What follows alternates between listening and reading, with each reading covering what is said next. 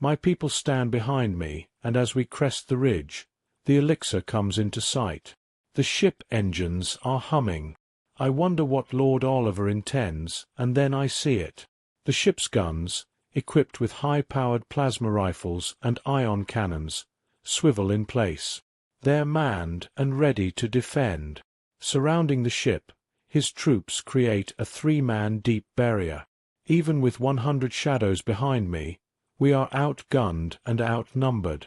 My heart sinks, but I lift my chin and focus instead on what's possible. Loss, but not defeat. "Oh no," Nia whispers beside me.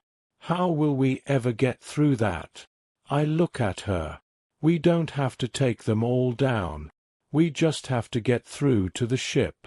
Blake growls. "Cortez's guts. We could punch through the men, but those guns will take us out before we ever reach them."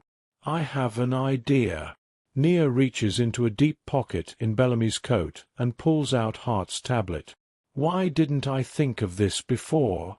"What is it?" "Hart has a direct link with the elixir. We can control the ship from here."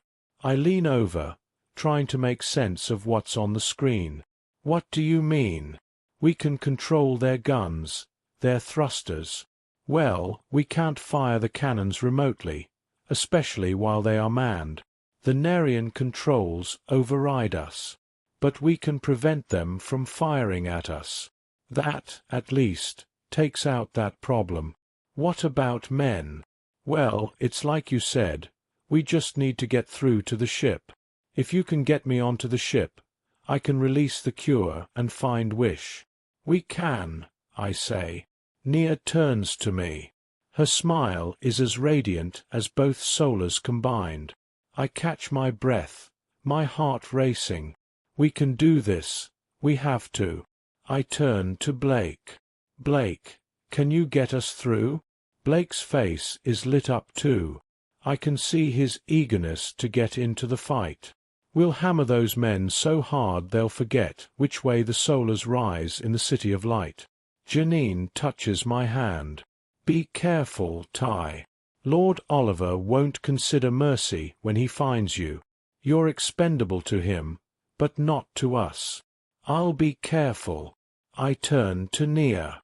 "Let's go." We make our way down over the ledge toward the ship. The guns swivel toward us, but with a few commands Nia directs their aim into the sky. "I can take care of the ship's guns," Nia says. "But what about theirs?" She points to the stalkers. The men in the forward line turn their plasma pulsers against us. From either side of us, a troop of our shadows pulls into formation. They charge forward like a spear. My heart aches as I hear the blasts of plasma. Lances of laser fire hit their marks. I can't see our men fall, but I hear their cries. I can hear their sacrifice. Beside me, Blake grips my elbow. "For the cure," he says quietly. "Go, Ty. Make their deaths count.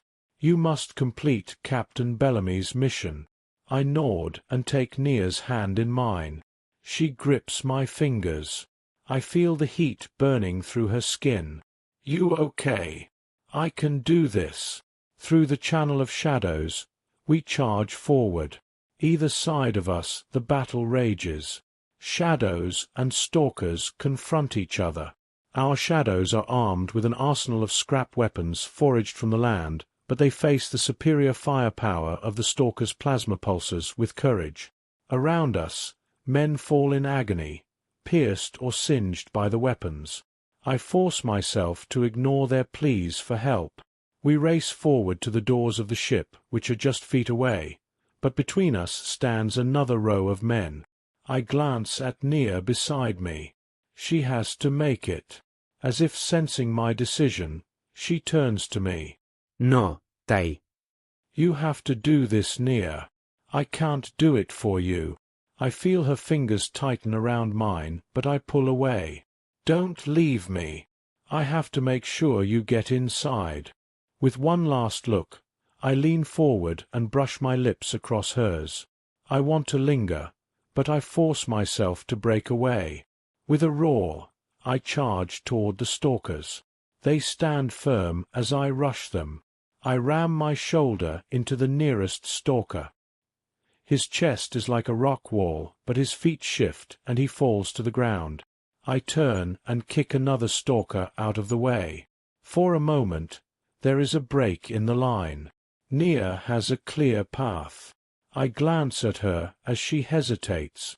Go, Nia. Now. I see the streaks of her tears as she runs past me. I try to follow, but slam into a stalker that charges forward to stop her. His thick hand grips my arm, and he pulls me backward. I sigh as Nia disappears into the ship. Then, I turn to face my challenger. Nia. I glance back, but Ty's face is lost in the sea of stalkers. Ty. I gasp. My voice is a whisper as his name breaks on my lips. I swallow the crushing weight of my fear and suck a breath into my lungs. I force myself to turn away from the chaos of battle outside the ship, and instead make my way through to the lift. My temples throb, and I hear the pounding of my heart in my eardrums. Time is running out. I can feel it in the swirl of my stomach and the heat of my skin. If I'm going to do this, I need to do it quickly, before my body betrays me again. I stand in the lift as it travels up. I step out into the corridor and try to remember the way to the core. I don't think it was near these crew quarters, was it? I grimace. Then I remember the tablet and pull it free from Bellamy's coat. The display flickers as it takes a moment to gather feedback.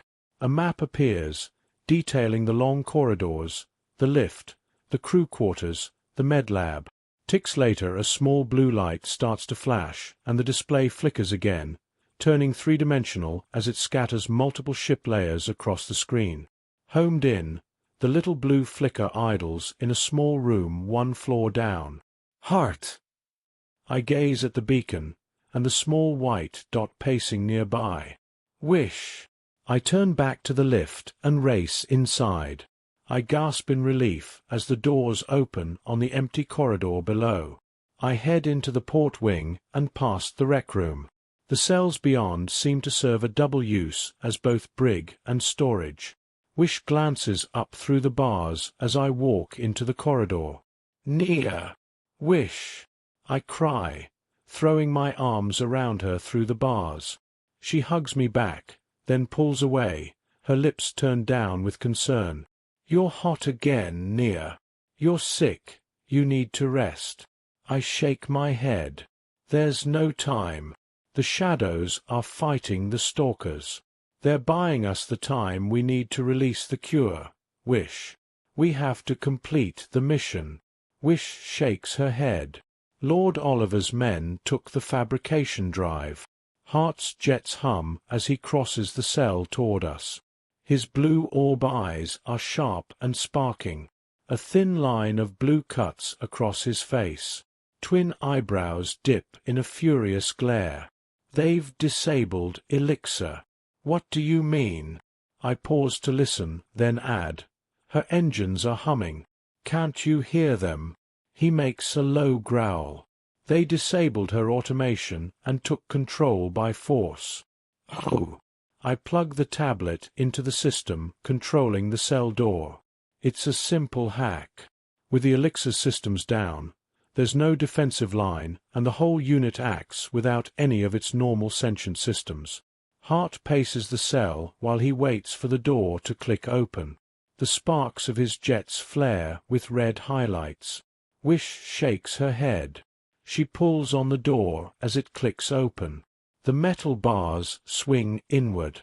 We'll get her back, Hart. But first, we have to help Nia. Hart nods. Fabrication drive. The line of his mouth curves down. Without access to Elixir's mainframe or my internal sonic system, my navigation facilities are compromised. I glance at the tablet in my hand with a frown. You need this. His blue orbs blink and he tilts his head. Indeed. My sonic system. He flicks open his chest cavity and pulls out a connection to link the tablet up to his main unit. Hang on. I flip through the settings, trying to memorize the route to the cure chamber. 3 stories up. Secret door. Okay, I think I've got it. I plug the tablet back into Heart's console and click it into place. I go to flip through his settings, but the screen starts scrolling through text faster than I can read. I blink, trying to understand, then snatch my hands back as Hart closes his chest again and turns to jet out of the door. Several stalkers are holding the fabrication drive in the cargo bay. Wish turns to me. She grasps my fingers. We'll get the fabrication drive. Nia. You get to the cure. I gaze at my sister as my heart thuds hard against the wall of my chest. I don't want to leave her, to risk losing her again. She pulls me tight against her chest, and I can't help but admire her courage. It's hard to remember that I'm supposed to be the big sister. How did she get so brave? It's okay, Nia. We can do this. She takes my arm, and together we walk back toward the lift. She raises her head as we near the corner, and then turns to me with a grin. It's not a tie-off, but it'll do. She nudges her chin to a mini-zip tucked against a wall, as if stacked for storage. You don't even know if that still works. She flicks the controls, and it revs to life. She nudges it into the lift, turning it back to the doors with a grin. Have some faith, Nia. We've got this. I laugh, feeling my heart lift at the way her whole body seems to light up with joy at the adventure of it all. I shake my head. The doors close, and the 3 of us descend. My heart shudders as the doors open on the next floor, and Heart and Wish step out. I reach out, grip Wish's shoulder, and pull her into a tight hug. Be careful, Wish. I whisper. She strokes the tear from my cheek. You too.